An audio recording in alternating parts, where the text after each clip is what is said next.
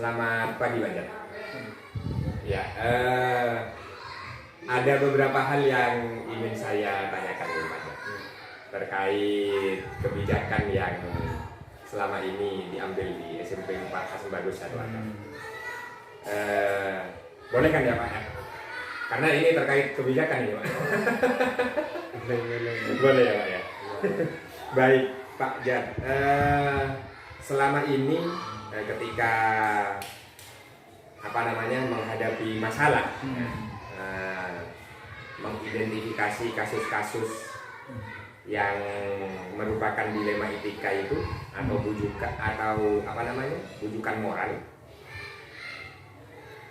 pernah tidak menghadapi dilema yang seperti itu?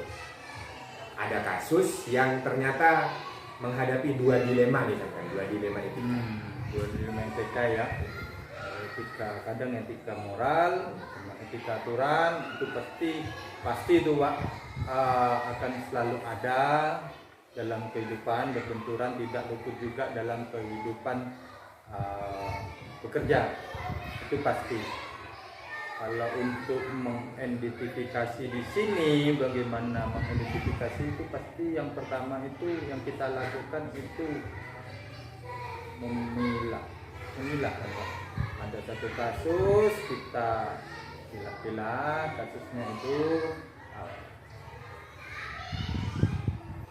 mana kasus-kasus yang perlu ditangani secara langsung dan juga yang masih butuh pemikiran waktu Pak.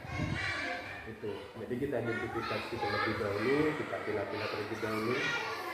Kemudian yang kalau langsung saya tidak butuh pertimbangan biasanya kan. Jadi langsung kita ambil keputusan, berpikir tepat. Jadi setiap pemimpin memang harus berpikir seperti itu. Sedangkan kalau butuh pemikiran, saya kan butuh teman-teman tim di sekolah kita kan. Salah satunya kurikulum. Siapa dapat kurikulum di sekolah kita itu Pak? Pak Zainal kalau udah salah. Iya, pasti diajak rembuk pertimbangan kan. Iya. Kemudian kadang teman-teman yang lain. Karena kita kan tim Pak ya. Iya. Kalau timnya.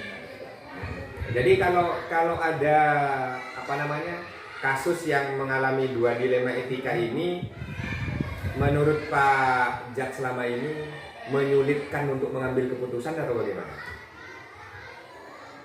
Sulit tidak itu relatif Pak ya. Iya. Relatif sulit tidak itu. Biasanya yang paling sulit memang sebuah kasus atau permasalahan yang menyentuh di etika Pak. Itu paling sulit daripada di aturan. Tapi kalau menyentuh moral, kasih sayang itu lebih sulit Pak. Lebih sulit. Kalau peraturan sudah jelas ya. Ya, jadi kalau sekian hari tidak masuk, punishment apa, guru berprestasi, rewardnya apa, itu sudah jelas sekali. Tapi kalau sudah menyentuh tentang perasaan Pak, ya. Tapi kita jangan terlalu stigma perasaan. Iya. Lalu bagaimana Pak ketika misalkan, ini kalau Pak Jat tadi sampaikan ketika bersentuhan dengan aturan itu jelas, kemudian berbenturan dengan undang-undang itu jelas, yang sudah jelas-jelas ini kan tinggal memutuskan aja karena sudah ada anunya. Betul. Tapi bagaimana kalau misalkan ternyata kasus ini punya dua dilema etika? Pak Jat harus mempertimbangkan aturan itu dan mempertimbangkan yang kasih sayang itu misalkan tadi Pak. Bagaimana memutuskan kasus yang seperti ini? Prosedurnya seperti apa? Kalau prosedur itu seperti yang kita telah lakukan Mbak ya. Yang pertama itu biasanya tetap kita pilih masalah ini, masalah itu. Yang ketika sebuah masalah itu tidak melanggar aturan biasanya Pak, kita pakai etika moralnya itu Pak. Ya, selama tidak melanggar aturan gitu. Jadi kalau sudah jelas-jelas tercantum di aturan itu kita lakukan dan itu bisa bisa kita ambil secara langsung keputusan-keputusannya. Tapi kalau berhubungan dengan hati, dengan perasaan, dengan moral itu memang kita biasanya tim kan Pak, kita rembuk dulu, kita pahami kasusnya dulu, kita rembuk bareng-bareng gitu kan ya. Jadi enak. Setelah itu baru kita ambil keputusan kan. Jadi kita putuskan bersama, sehingga keputusan sebenarnya bukan keputusan kepala sekolah, tapi keputusan tim dengan Pak. Iya betul Pak. Jadi teamwork itu manfaat. Selama ini juga sudah jalan ya. Iya betul. Kasih kan ya. Kesiswaan juga sudah jalan kan ya. Iya. Tapi ada kesulitan enggak Pak selama ini Pak? Meskipun kerja tim, tapi untuk memutuskan dilema yang seperti ini. Kalau dilema betul. Kalau tentang kesulitan Pak, bisa kadang-kadang itu yang bukan berhubungan dengan siswa atau orang luar, ya. Tapi yang berhubungan dengan tim itu sendiri kan. Itu yang sulit Pak. Iya. Jadi dari ada salah satu tim yang merasa berbeda sudut pandang dalam pengambilan keputusan, kemudian usul dari salah satu teman itu ternyata merasa tidak di pengambilan keputusan tidak berdasarkan yang dia inginkan. Itu kadang-kadang ada dilema lagi dalam tim Pak. Jadi seperti itu. Jadi dilemanya bisa saja bertambah gitu ya Pak ya. Yang awalnya tentang kasusnya siswa misalkan, tapi ketika diangkat ke tim, justru dilemanya bisa bertambah. Dilemanya di tim lagi ya Pak. Ya, kadang-kadang malah keputusan yang awal selesai, Pak. Oh gitu. Ya, muncul masalah baru. Tapi sebenarnya kalau dalam tim bukan masalah terlalu serius kan? Ya, itu hanya masalah hati, masalah apa istilahnya sudut pandang. Kita berbeda sedikit sudut pandang sebenarnya hal yang wajar, dan itu sebenarnya merupakan sebuah barokah Pak. Karena harus kita syukuri adanya perbedaan-perbedaan seperti itu. Cuman di situ kan Bapak Zainal sudah paham. Kelebihan saya di situ kan. Jadi bagaimana teman-teman itu bisa tetap solid, tetap kompak walaupun berbeda sudut pandang. Betul. Jadi Pak, ketika mengalami kasus yang menemukan dua dilema tadi Pak, dilema etika, adakah jadwal misalkan dari Pak Jak selama ini ketika harus memutuskan hari ini kita bahas ininya, hari selanjutnya kita bahas itunya, selanjutnya ini, adakah jadwal seperti itu atau satu hari ini harus selesai diputuskan begitu? Tahap-tahapnya gitu Pak, tahap-tahap penyelesaiannya. Tahap penyelesaiannya itu kita sudah melakukan beberapa kegiatan Pak setelah kita sebenarnya tergantung dari permasalahan itu sendiri. Permasalahan itu sendiri sebenarnya butuh pemikiran yang begitu lama apa enggak, atau masih terasa berat apa enggak. Kalau yang berat kan soal hati Pak. Iya betul. Iya, jangan main hati makanya. Jadi di situ berat kalau main hati. Iya berat main hati Pak. Jadi berat kalau melihat dari aturan itu hanya pemberitahuan biasanya bahwa peraturan seperti ini. Tapi kalau sudah berhubungan dengan etika yang moral, perasaan, kasih sayang seperti itu, memang butuh tahapan-tahapan dulu. Ya. Setelah kita pilah, memang kita rembuk bersama dalam tim, kemudian hasil dari tim itu kan kita lakukan. Kita kerjakan. Setelah itu kan kita tidak diam kemarin kan, kita lakukan sejenis apa itu namanya, melihat hasil kalau melihat hasil itu. Bagaimana hasil yang sudah kita ambil? Ternyata kalau masih kurang atau tidak pas, kita akan lanjutkan ditinjau ulang lagi, kemudian kita lakukan rembuk lagi di tim, kemudian kita kasih lagi ya seperti kita ngasih obat dalam penyakit Pak. Ya, itulah yang namanya terapi. Tidak cocok di obat ini, kita kasih obat yang lain. Jadi seperti itu. Jadi keputusan itu bisa saja tidak final satu kali gitu ya Pak? Bisa, ya tergantung masalahnya Pak. Jadi harus ditinjau ulang ke depannya. Apakah keputusan ini sudah tepat diambil atau masih ada yang harus diperbaiki? Iya, disempurnakan juga. Betul kan, masih ada masalah-masalah di sini yang betul waktu masih sebenarnya kan ya. Iya betul Pak. Terus ini Pak, selama ini ketika ada yang menemukan kasus yang sedemikian tadi, dua dilema etika antara misalkan aturan kebenaran dengan perasaan ya Pak, yang mengandung perasaan, lebih sering memutuskan ke aturan atau ke perasaan? Bagus Pak, soalnya ini ada pertanyaan yang sedikit memancing saya. bukan memancing sih sebenarnya Pak. Iya. Cuman gimana ya? Ya, kita pakai idealnya Pak ya. Iya, iya. Jadi sebagai pucuk pimpinan di suatu instansi itu tetap aturan yang dipegang Pak. Jadi aturan itu tetap menjadi dasar setiap kita pengambilan keputusan. Jadi sebagai kepala induk apa istilahnya pimpinan di instansi tersebut kita harus tahu aturan-aturan yang ada. Ketika aturan itu ketika dicari tidak ditemukan, maka kita sudah pakai etika perasaan, etika moral tadi. Jadi bagaimana masalah ini selesai, kita pakai etika moral tetapi tidak menimbulkan masalah baru. Itu Pak. Iya. Kalau aturan kita tidak bisa apa istilahnya? Tidak bisa Otak-adik lagi ya. ya, Pak? kalau aturan tidak sama otak lagi gitu seperti Kalau sudah bunyinya begitu ya begitu. iya begitu. Tetapi kalau berhubungan dengan perasaan itulah yang sulit Pak. Iya. Memang sebagai pimpinan main perasaan memang sedikit Iya, sulit, iya. makanya kita rembuk kalau soal itu ditimpa. Oh, gitu. Iya. Kalau boleh saya tanya, dipresentasikan Pak, dari 0 sampai 100% itu Pak, Ya. lebih banyak mana yang diselesaikan dalam kasusnya itu, antara perasaan atau yang aturan? Iya. Selama Pak Jat memimpin sekolah, entah di sini atau di sekolah lain. Iya, tapi saya baru mimpin di sini Pak. Saya selama ini mimpin dari dulu itu di keluarga Pak. Oh ya, Iya. termasuk di keluarga kan pasti ada dilema-dilema begini Pak. Pasti Pak, pasti. Hanya kalau di keluarga kan prinsip kita harus kuat Pak, ya kan. Aturan yang kita pakai pun aturan-aturan yang sebenarnya sudah ada, ya.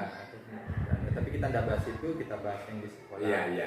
Yang di sekolah itu memang pengambilan keputusan itu lebih kalau di sekolah kita Pak yang cukup dekat dari Jalan dari raya. gunung Pak. Oh, dari gunung. Iya. Iya. Kalau kita kan dari Iya, gunung gitu, dari sawah, daripada jalan raya dan tempat ramai, itu memang lebih banyak pengambilan keputusan yang berhubungan dengan siswa dan beberapa teman-teman di tim kita itu kan memang pakai etika Pak. Kita pakai etika perasaan gitu. Kayak kemarin contohnya siswa yang ikut ujian itu Pak, yang tahun kemarin masih ada ujian apa kenaikan kelas 9 itu. Iya, kan kita masih memanggil siswa yang sebenarnya sedikit bermasalah dalam hal kehadiran di sekolah, tetapi karena berdasarkan etika rasa kasih sayang kita daripada sudah 3 tahun sekolah tidak dapat ijazah ataupun sebenarnya masalah keluarga yang berimbas di sekolah, kita tetap narik siswa ke sekolah. Jadi seperti itu sehingga siswa dapat ijazah setelah 3 tahun. Menurut saya lebih pakai etika. Kalau dilihat itu masuk ke versus jangka pendek melawan jangka panjang. Iya. Jadi keputusan yang Pak Jat ambil kalau yang siswa barusan itu yang masalah ujian itu jangka pendek melawan jangka panjang. Menurut saya Pak. Tapi kalau menurut Pak Jat gimana?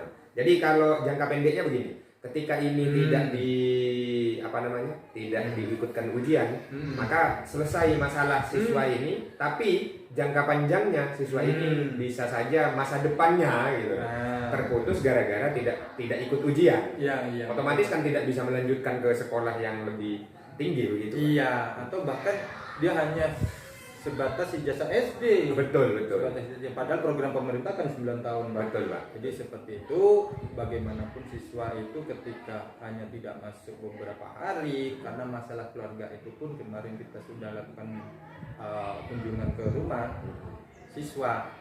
Setelah itu kita ambil keputusan kan bahwa tetap menghadirkan siswa ke sekolah untuk mengikuti ujian sehingga dia lulus dan punya ijazah. Terus sekarang kan sudah sekolah nanya SMA, Pak. Iya, betul, Pak. Betul. Iya. Alhamdulillah itu, Pak. Iya, jadi memutuskan sesuatu kasus itu prosesnya panjang ternyata.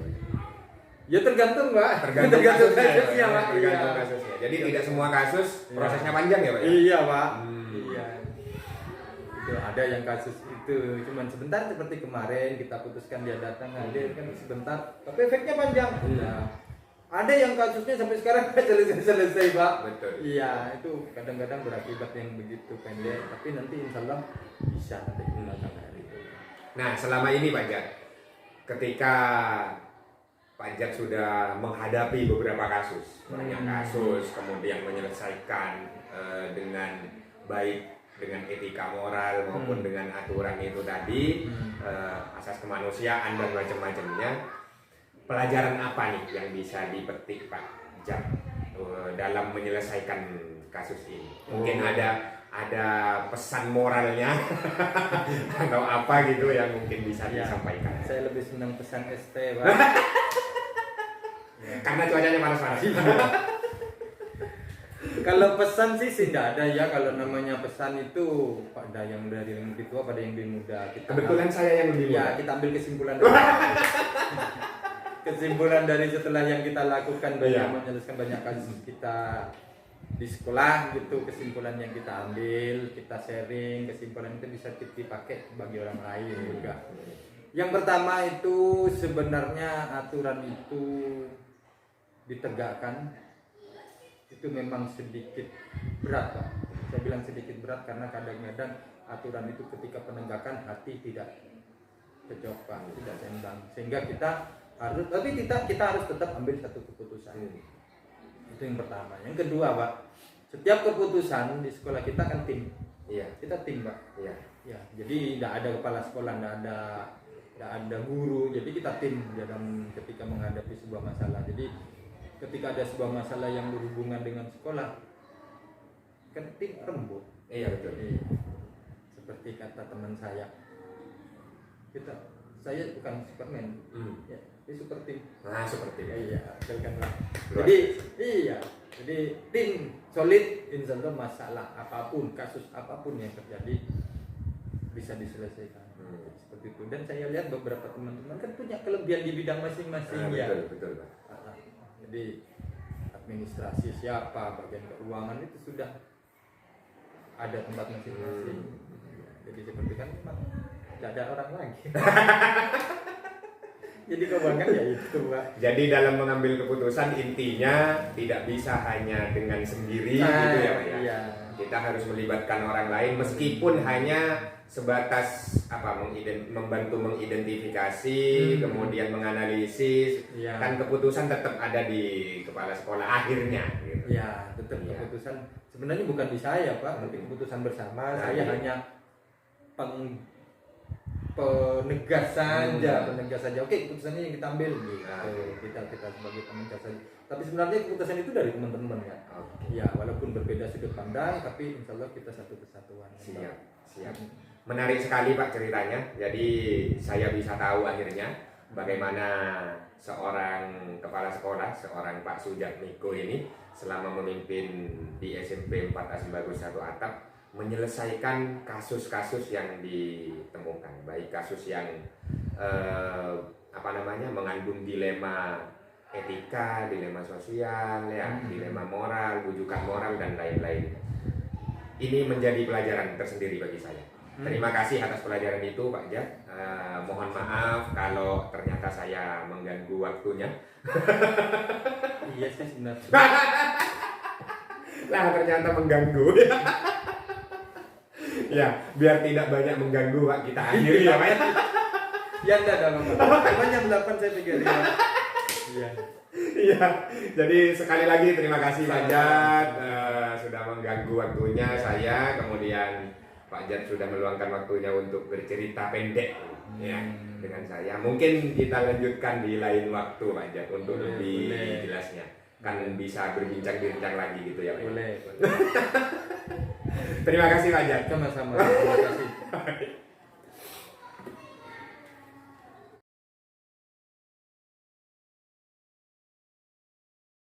Selamat siang Pak Sony.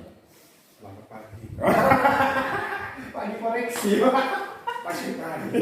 Selamat pagi Pak Sony. Pagi. Baik, Pak Sony, saya minta waktunya sebentar ya.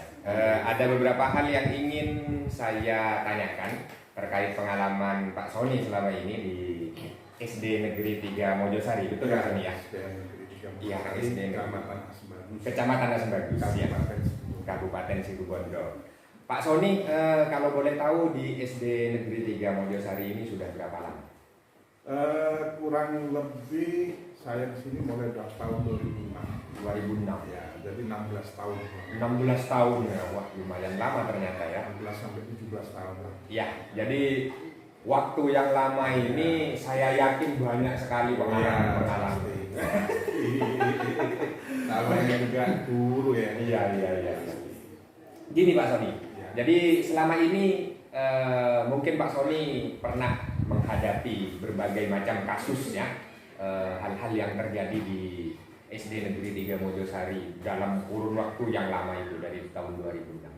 Nah, bagaimana Pak Sony mengidentifikasi bahwa kasus ini ternyata mengandung atau ada unsur bujukan moral, dilema etika atau bujukan moral? Bagaimana mengidentifikasinya? Gini Pak Jainal, kita lihat wilayah sekolah kami itu ya, kulturnya itu kalau dikatakan desa ya mungkin sangat desa sekali, karena terus terang SDN 3 Mojosari ini sudah berada di kaki bukit Gunung Raung, tapi meskipun jauh tapi wilayah itu sangat luas sekali. Dan juga masyarakat yang ada di sekitar sini pada umumnya itu adalah masyarakat petani, bukan petani pemilik lahan, tetapi petani penggarap Buruh berarti ya, buruh tani. Jadi mereka itu mengerjakan lahan tani milik orang lain, bahkan juga milik perhutani, sehingga pada umumnya masyarakat itu menggarap. Nah, ini efeknya kepada siapa? Kepada putra putri para petani. Kadang mereka beliau ini pagi sekali sudah berangkat, jam 5 itu kadang sudah berangkat, dan jauh sekali dari rumah. Efeknya ke anak, ketika anak itu jam 7 seharusnya sekolah, anak itu enggak sekolah. Karena apa? Mereka sudah ditinggal sama orang tua. Kedua orang tua mereka bangga. Karena anak-anak orang tua berangkat jam 5, jam 7 ini anak-anak kadang masih belum lagi. Atau bahkan pernah juga saya menemukan masalah ketika musim panen ataupun musim tanam. Anak ini diajak ke daerah lahan untuk ditanam atau dipanen. Jadi kami sekolah itu sangat prihatin karena anak itu jarang sekolah pada akhirnya. Efeknya apa? Ya banyak tentunya, banyak sekali. Salah satunya tentunya nanti di pelajaran anak tertinggal, juga di absensi itu juga anak-anak otomatis juga akan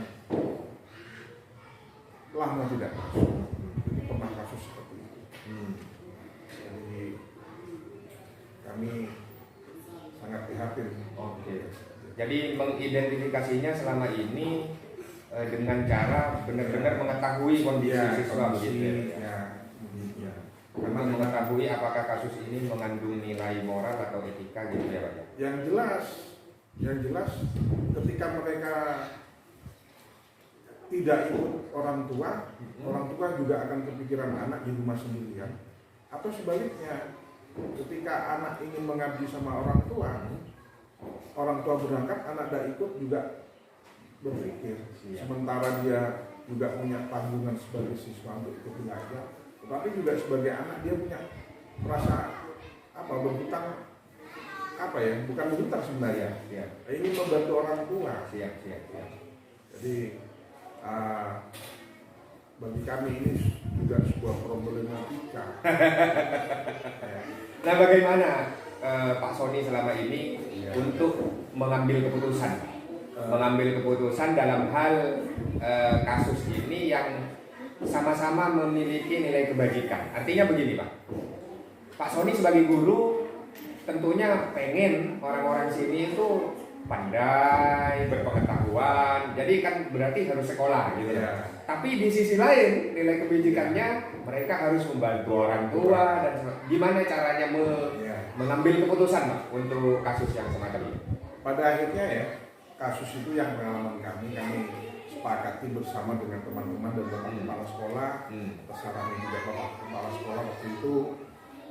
Akhirnya kami tentunya kalau anak ketinggalan atau absennya terlalu banyak, tentunya nanti pengaruhnya kan pada tingkat kenaikan kelas. Akhirnya kami putuskan, ini juga bagian dari nanti pembelajaran hidup mereka. Jadi ketika anak itu mau diajak, kita sarankan dulu sama orang tua. Kita sarankan dulu, Pak, putra putrinya kalau memang mau diajak, mohon koordinasi dengan guru. Artinya nanti ketika anak itu ikut orang tua, kami sedikit banyak nanti terutama guru kelas akan memberikan bekal pembelajaran ilmunya ketika di sekolah. Jadi dikasih tugas, anak itu sesuai dengan kelasnya pada waktu itu. Misalnya anak kelas tersebut kelas 5 atau kelas 6, materinya apa, yang dengan hidup alam itu akhirnya diberi pelajaran. Dengan catatan ketika nanti masuk, meskipun mungkin tidak diselesaikan tugas yang diberikan sama guru, anak itu bisa mengumpulkan tugasnya. Jadi selain sisi dia belajar apa yang didapat dari guru melalui dia praktek langsung di tempat dia diajar. Jadi ini Pak Sony sudah sekaligus menjawab prosedur pengambilan keputusannya ini, Pak. Jadi selama ini ketika ada kasus yang mengalami dua dilema etika ini, ada bukan orangnya, maka keputusannya itu tidak serta-merta. Ada beberapa tahap begitu ya, Pak ya.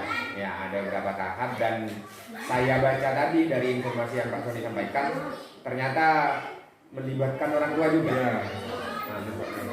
Nah, Pak Sony, kira-kira keputusan yang sudah diambil awal itu apakah sudah dianggap selesai atau masih ada peninjauan untuk berikutnya?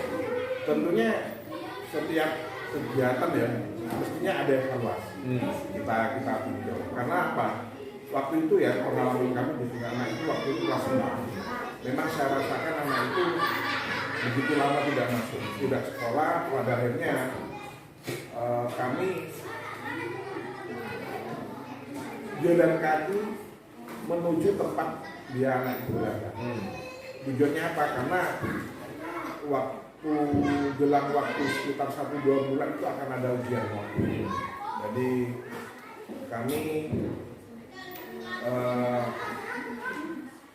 juga ke orang tuanya memberikan masukan informasi bahwa anak juga mau ujian.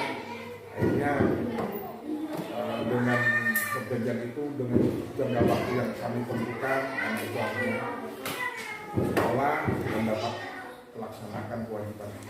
Berarti orang tua juga mengerti ya, Pak, dengan penjelasan yang disampaikan oleh sekolah. Nah, selama ini Pak Sony, saya yakin pengambilan keputusan itu tidak selamanya mulus gitu ya, Pak ya. Ada tidak kendala-kendala yang dihadapi? Banyak atau sedikit, Pak? Sebenarnya pada intinya itu kesadaran dari orang tua. Cuman kadang orang tua itu kan berpikir anak itu memang harus membantu kan. Itu kendalanya ketika orang tua itu memaksa anak itu. Ketika dikasih informasi, bahkan pernah ketika saya menjemput siswa ya, siswanya ada, katanya bilangnya sakit, orang tua tidak menemui saya. Oh. Nah, ini saya, waduh ini anaknya siapa kok saya yang butuh siapa? Tapi akhirnya saya demi anak bangsa. Iya. Saya buat ibu saya demi anak bangsa, anaknya harus sekolah. Sudah lama, hampir 2 mingguan ini tidak sekolah. Ketika saya jemput orang tuanya seperti itu, tidak tahu, mungkin ya penuh pertanyaan dari pikiran saya. Apa senang, apa benci, apa gimana? Kedua orang tuanya ada. Tapi ketika saya datang, beliau berdua itu tidak menemui saya. Iya. Ini sebenarnya kendala. Sebenarnya saya ingin komunikasi, Iya. tapi karena tidak mau ketemu ya saya yang penting anaknya sekolah. Biar nanti orang tuanya, yang jelas ini juga kendala kan sebenarnya. Iya, betul, Pak. butuh apa ya? Kalau dikatakan kesepakatan ya bisa jadi, tapi kan butuh kesadaran. Nah, itu yang berkaitan dengan orang tua. Iya. Yang berkaitan dengan teman-teman guru yang ada di sekolah. Iya. Ketika ada kasus seperti ini, kira-kira keputusannya mulus tidak? Pengambilan keputusannya itu lancar, mudah, atau gimana? Atau ada perbedaan pendapat di antara teman-teman guru di SD 3 Manusia? Sebenarnya di mana di situ ada organisasi tentunya selalu ada perbedaan. Tetapi bagaimana seminimal mungkin kita jarak perbedaan itu kita kalau bisa dipersempit seminimal mungkin. Pasti ada hal-hal seperti itu. Tapi kami yakin kami sebagai pendidik, teman-teman juga pasti mendukung. Mungkin ketika itu yang tidak mendukung, artinya tidak mendukung itu bukan semerta-merta enggak. Iya. Mungkin waktu itu masih punya kegiatan, masih sibuk, masih apa. Sehingga ketika diajak komunikasi masih responnya tidak sesuai dengan yang kita. Kalau tadi saya tanya tentang kendalanya, Pak. Ya. Selama ini yang bikin Pak Sony mengambil keputusan itu mudah, itu apa yang menjadi daya dukung gitu? Sebenarnya itu tadi sebenarnya. Pertama kita intinya ke diri kita adalah kita ingin mencerdaskan anak bangsa. Itu sebenarnya suatu motivasi kepada semua teman-teman pendidik. Bukan hanya itu ya teman-teman pendidik. Itu sebagai motivasi sebenarnya. Apapun kendalanya itu, apa yang dirasa begitu berat,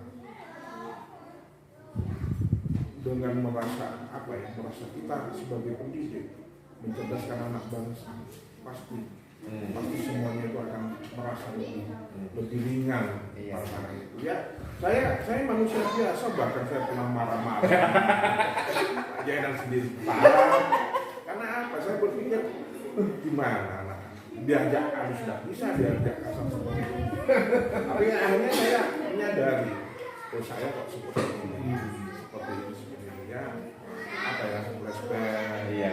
Kita evaluasi diri, introspeksi diri. Tentunya ya itu tadi, kita sebagai pendidik harus mempunyai jiwa pendidik. Itu yang paling Luar biasa. Jadi selama ini Pak Sony ketika mengambil keputusan itu pasti dapat dukungan ya dari teman-teman guru. Ya karena memang jiwa pendidik itu harus memahami kondisi begitu ya Pak Sony ya. Oh begitu. Jadi ini Pak Sony, ketika mengambil keputusan ini bukan mengambil keputusan, ada kasus nih Pak Sony ya. Ada kasus. Dalam menyelesaikan kasus ini apakah ada jadwal nih Pak Sony? Misalkan hari ini harus melakukan ini untuk menyelesaikan. Hari ini harus rembuk, besoknya atau mungkin tidak ada jadwal secara spontan aja gitu jalan gitu. Sebenarnya di guru kelas itu punya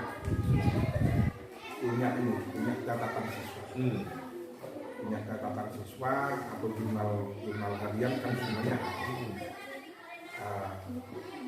Bahkan guru kelas itu juga merangkap sebagai guru BK. Oke. Luar biasa. Iya, kalau di SD memang begitu ya Pak? Iya, harusnya seperti itu. Saya juga punya buku catatan bahkan ada home visit. Jadi saya tidak menjadwal, sifatnya isi data saja. Jadi ketika nanti ada longgar waktu, artinya begini, bukan kita terus ketika ada masalah kita kita baru kerja, bukan. Tetapi kita bagaimana seminimal mungkin agar tidak terjadi masalah. Ya caranya bagaimana? Ya tadi itu home visit, kunjungan ke rumah siswa. Jadi ketika kami anak-anak itu olahraga atau ada waktu kosong, itu anak-anak saya ajak ke rumah siapa. Ya meskipun tidak semua ya dijadwal, tetapi ke rumah siapa dulu. Tapi saya kecenderungan kepada siswa yang absennya paling banyak. Yang paling banyak Tidak hadir. Oh, yang paling banyak tidak hadir. Artinya begini. Iya. Apa sih? Saya identifikasi. Apa yang jadi masalah anak ini ketika itu jarang hadir. Nggak pernah hadir. Jarang hadir. Ketika ada kegiatan anak ini juga jarang hadir. Apa sebenarnya? Jadi ketika olahraga, ini anak saya ajak berolahraga. Kalau jauh kadang saya naik sepeda motor, kalau dekat jalan kaki. Itu yang kami lakukan. Jadi tidak terjadwal. Sifatnya insidental saja. Kalau memang nanti masalahnya itu begitu krusial untuk penanganan cepat, ya kami lakukan. Tapi seandainya memang bukan kita mencari-cari masalah, artinya begini. Seminimal mungkin masalah itu tidak terjadi sebelum terjadi. Oh ya, sedia payung sebelum bencana. Ya, luar biasa ternyata SD 3 Mojosari sudah bisa mengantisipasi gitu ya. Bisa meminimalisir hal-hal yang negatif itu terjadi di sekolah. Nah, Pak Sony dari 2006 ya tadi ya. Dari 2006 hingga saat ini Pak Sony. Pasti banyak sekali pelajaran-pelajaran yang bisa diambil, bisa dipetik dalam hal menangani kasus yang semacam itu tadi. Kasus-kasus yang mengalami dua dilema etika itu atau etika moral. Pelajaran apa nih Pak Sony yang bisa saya ambil dari penanganan kasus ini selama ini Pak Sony? Yang banyak sebenarnya malah di sosial apa ya, sosial emosional sih. Yang banyak itu sebenarnya. Artinya ketika kita menghadapi dengan wali murid, ini yang sebenarnya jadi. Kalau anak-anak ini kan tinggal membentuk sih. Mereka sebenarnya adalah anak-anak yang memang diciptakan oleh Allah, itu adalah anak-anak yang pintar. Dan bagaimana gurunya memoles, bagaimana gurunya mengarahkan, dan bagaimana orang tuanya yang memasrahkan satu, nomor dua juga mendukung kegiatan anak-anak di sekolah. Ini yang paling penting. Ketika sekolah tidak kegiatan, orang tua tidak mendukung, sangat berat sekali. Artinya apa? Seharusnya dua sisi ini harus saling bekerja. Karena pembelajarannya adalah di sini itu tadi masalah ekonomi. Jadi masyarakat di sini sangat memperhatikan juga, tapi sudah punya kemauan, artinya sudah mau menyekolahkan. Karena ketika kami, ya bukan survei ya, ketika kami lihat data di data orang tua, itu rata-rata memang orang tua itu banyak yang hanya jebolan SD. Oh gitu. Ya, bukan lulusan SD, tapi jebolan SD. Belum lulus saja sudah. Dan juga putus sekolah, dan juga ini kadang masalah budaya juga. Itu masalah, tapi sudah mulai terkikis. Budaya atau tunangan itu sekarang sudah baik. Jadi pelajaran yang bisa saya ambil selama Pak Sony menjalankan memutuskan atau mengambil keputusan dalam hal kasus-kasus itu, yang pertama sosial emosional sosial emosional, kemudian yang kedua kolaborasi, kerjasama kerjasama orang tua, bahkan dengan guru juga di sekolah ya Pak ya. Iya. Jadi ternyata memutuskan sesuatu itu tidak mudah ya Pak ya. Iya, tidak semudah membalikkan. Membalikkan tangan. Tapi tidak ada hal yang tidak mungkin ya kalau ada betul. usaha kan begitu kan ya. Pasti. Iya, yang penting ada usaha, kemauan ya. Ya, insya Allah semuanya bisa terwujud, teratasi ya. Iya.